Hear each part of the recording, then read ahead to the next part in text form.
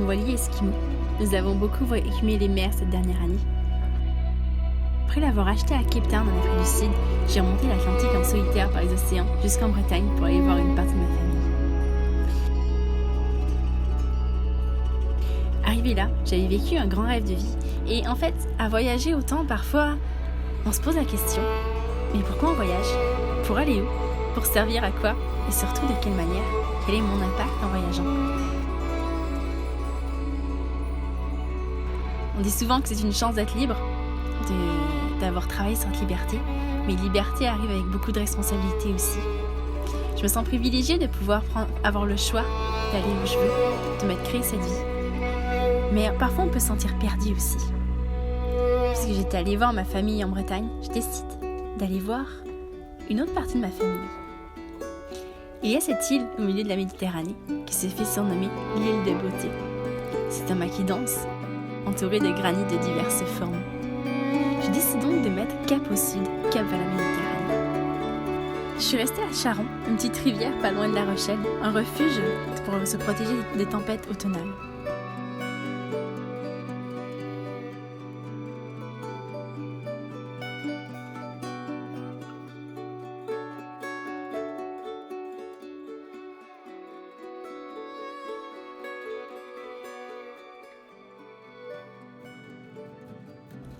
C'est la redoutable traversée du golfe de Gascogne. Un loup à avoir une bonne météo est primordial pour éviter des situations périlleuses. Dans ma quête de sens de ce voyage en voilier, maintenant, j'avais grande envie de partager. J'ai donc invité une équipière à bord afin de l'aider dans son objectif de se rendre en Nouvelle-Zélande en bateau. Moi aussi, je m'étais comme ça là, ou là, puis je faisais des exercices de côté. Qu'est-ce qu'on s'est mis sur le écart?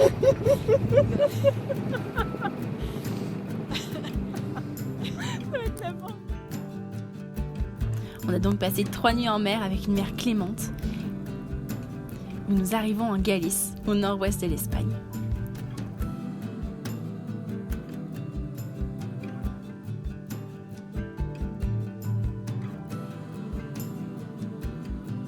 Deuxième étape après cette traversée du golfe de Gascogne, c'était de descendre de plus en plus au sud, longer la Galice et le Portugal.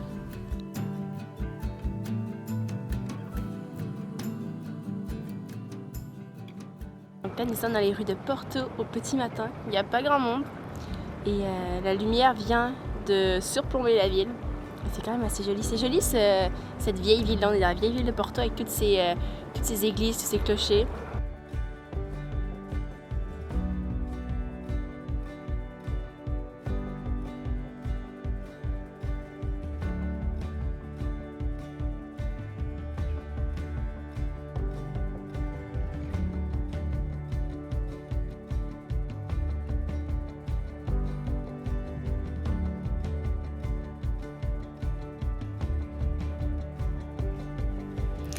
Les navigations sont belles. En naviguant proche des côtes, il faut être vigilant pour éviter les pêcheurs, les filets de pêche, les cargos, les rochers affleurants, les marées, les courants. Ça demande beaucoup d'attention. Ça y est, je suis repartie de Nazaré. Donc là, c'est direction Cascais. Non, c'est pas vrai, c'est Oeiras. C'est à côté de Lisbonne. Et donc là, j'ai une fenêtre météo qui va me permettre d'y aller et de ne pas être stressée trop sur faut absolument que je fasse 4 nœuds de moyenne et tout pour arriver, comme certaines fenêtres météo que je dois prendre là. Parce que là, les dépressions s'enchaînent, puis entre chaque dépression, tu as une petite fenêtre. Et là, c'est ok, là je peux y aller, allez, zou. Et parfois, c'est ça, parfois tu essayes de pousser au maximum. Ou parfois tu n'as pas le choix, la prochaine mouillage ou la prochaine marina est juste à tant de milles, donc il faut que tu arrives là-bas. Et là, c'est cool, au moins j'avais le choix d'aller un peu plus loin, à 116 000, ou d'aller là, la porte va se coincer, ou d'aller là juste à 75 000. Mais bon, puisque je savais qu'il y avait un petit peu de mer de face, que moi ça me freine le bateau pas mal, puisqu'il est assez lourd, donc il freine. 116 000, ça aurait été potable, mais limite, sachant que ça finit dans pas trop de vent et qu'après le soir, il y a tout de suite du vent du sud qui arrive, donc en pleine face. Donc je me suis dit que pourquoi pas y aller mollo. Et après, il y a un combat de valeur aussi, donc tu dis, j'ai envie d'avancer le plus possible pour aller à Gibraltar, pour laisser le bateau. Et il faut pas que je rate les fenêtres météo, ou est-ce que je vais un petit peu plus loin? Et d'un autre côté, tu as dit, ouais, mais j'ai des potes qui sont à Oeiras, donc ça, j'aimerais bien y aller revoir aussi.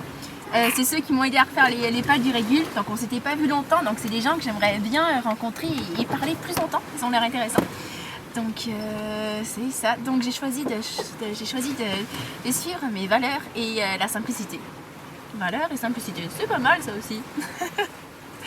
Donc là ça va être tranquille, il y avait plein de bruits de pêcheurs là en sortant de Nazaré, c'était un truc de fou. Donc là j'espère que ça va être tranquille. Ouais, donc on va arriver demain matin au petit jour. On va naviguer toute la nuit, encore et encore. Une fois arrivée à Lisbonne, je prends cette fois à bord 3 équipières pour aller jusqu'à Gibraltar. 3 équipières qui cherchaient à aller plus au sud, à aller jusqu'aux Canaries. Un équipage de choc, un équipage 100% féminin, ça faisait plaisir à voir. On est donc arrivé à Gibraltar, les portes de la Méditerranée. C'était quand même émotif. J'ai une bonne nouvelle, j'ai finalement fini l'écriture et je suis en train de publier mon livre Seul en mer. Si ça vous intéresse, vous pouvez cliquer sur le lien dans la description ou le lien qui s'affiche juste en haut pour le commander. On arrive dans 8 villes à Motril et c'est hyper joli. J'adore faire du rascout de jour quand j'arrive comme ça dans les ports, dans les mouillages. Je trouve que ça permet de bien voir la côte et c'est trop beau. Avec toutes ces montagnes, puis là-bas, il y a la Sierra Nevada dont on voit les sommets enneigés. Donc juste le fait d'être en bateau avec des sommets enneigés à côté, c'est quand même chouette. Et en fait, c'est bien beau. J'adore utiliser les images pour partager des histoires et des émotions, mais c'est pas la même chose que l'écriture, parce qu'en bateau surtout, quand on est en train de faire des manœuvres, quand il y a des moments difficiles, des moments techniquement difficiles, des moments de doute et tout ça, c'est pas le moment où est-ce que je vais sortir la caméra, encore moins en solitaire. C'est pas le moment où est-ce que je vais penser à me dire tiens, il faut que je raconte ce qui se passe aux gens. Non, je suis surtout en train de vivre le truc et de régler le problème qui demande souvent de l'attention immédiate. Et donc c'est pour ça que je me suis mise à l'écriture, c'était pour essayer d'intégrer un petit peu toute cette aventure, d'intégrer tout ce qui se passait, d'intégrer les moments difficiles et de garder une trace différente que de la vidéo. Et j'ai toujours rêvé de publier un livre, donc là il est maintenant disponible. Et si ça vous dit d'être inspiré un petit peu ou d'avoir une raison de plus pour partir à l'aventure, je vous invite à le lire et à me dire ce que vous en pensez. Après un petit carénage, il était temps pour moi de remettre Esquimau à l'eau. Et c'est assez intéressant parce que dans les carénages comme ça, comme un peu ce qui est arrivé en Afrique du Sud, on rencontre plein de gens de tout âge, de tout parcours et on crée vite des liens parce qu'on a tous une passion commune, on a tous la voile en passion commune. Et donc je repars, pas toute seule cette fois-ci, c'est avec Bastien qui rejoint l'équipage autant sur Esquimau que dans la vie. Et avec Bastien, on a décidé de se partager nos passions. Lui me partage la montagne et moi je lui partage la mer. Et ça fait du sens aussi de partager et d'apprendre à quelqu'un comment faire de la voile, de lui donner tous les outils que j'ai pour devenir intuitif, on va dire, sur l'eau. On a l'objectif d'aller de spot de parapente en spot de parapente.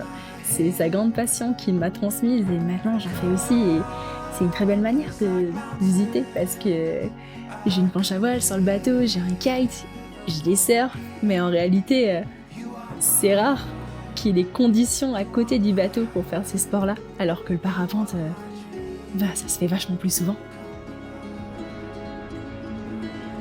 Et un matin, ça y est, la possibilité d'y aller nous sourit. Même si je me doute fortement que nous allons aimer cette île, ces facettes que je ne connais pas encore, je suis aussi consciente que le chemin pour y venir compte tout autant. Nous a permis de découvrir ce qui se cache derrière les lignes des cartes géographiques, de mettre des images, sons et odeurs sur le nom des lieux. Voyager en voilier, c'est pas toujours l'option de la simplicité. Faut pas se leurrer, c'est pas toujours que du luxe, c'est pas toujours que du rêve. Il faut du temps, il faut de l'espace pour s'adapter. C'est néanmoins un des moyens de voyage qui permettent d'être surpris et d'être emmené là où on ne s'attendait pas.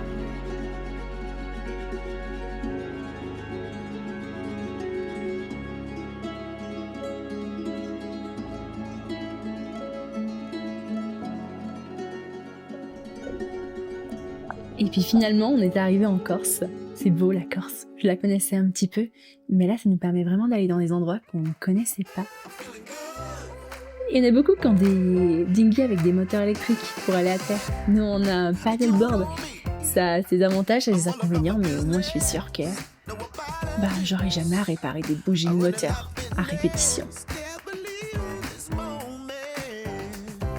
Ici, nous avons un fruit de l'arbousier, qui est aussi appelé un arbre de la fraise. On fait découvrir aussi à plein de copains la vie sur Esquimau, on se balade un petit peu, on fait du parapente. On navigue l'automne, donc on prend toutes les petites fenêtres météo pour avancer, ce qui n'est pas toujours facile.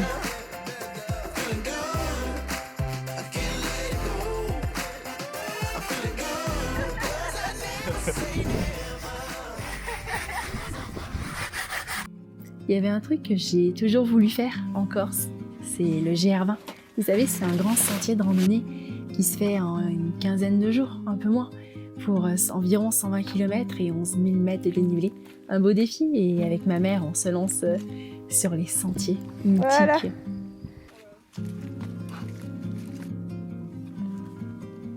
Alors la vue, les cailloux. Non mais ça me rappelle Campo, hein. Je vois pas pourquoi on vient là. Parce que ça ressemble à Campo ou à Rocapine, tu vois. Ouais. En moins rose. Madame. Alors, semble-t-il, pour éloigner les sangliers... Rigole pas, c'est lu, c'est véridique sur les internets. Alors, l'eucalyptus.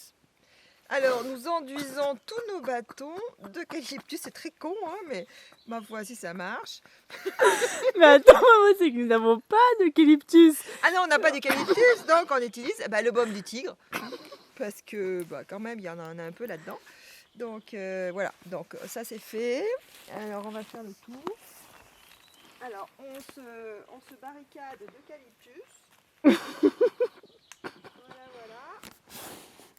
Là, j'étais avec ma mère aussi, mais elle s'est faite hier un claquage de cheveux, on ne sait pas trop, donc elle a jugé bon de redescendre, parce qu'il y avait une route pas loin, et de me laisser continuer tout le GR toute seule.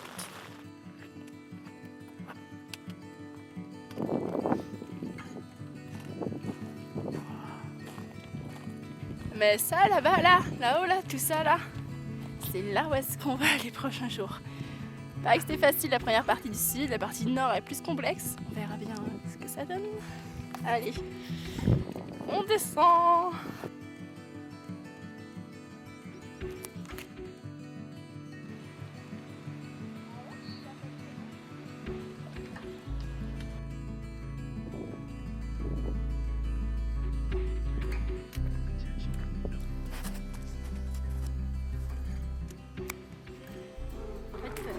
J'adore monter, mais je déteste descendre.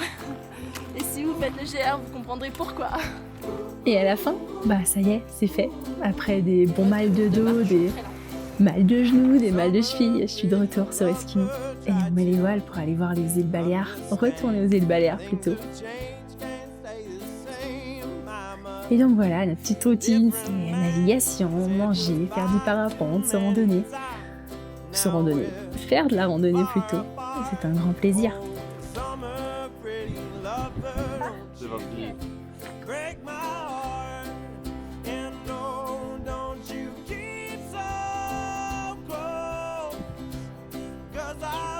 Super, bravo.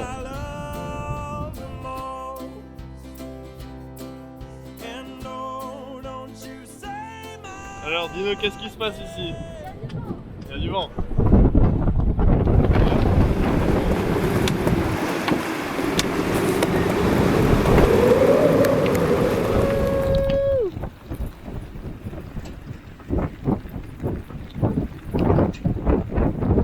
Qu'est-ce qui se passe, Claire?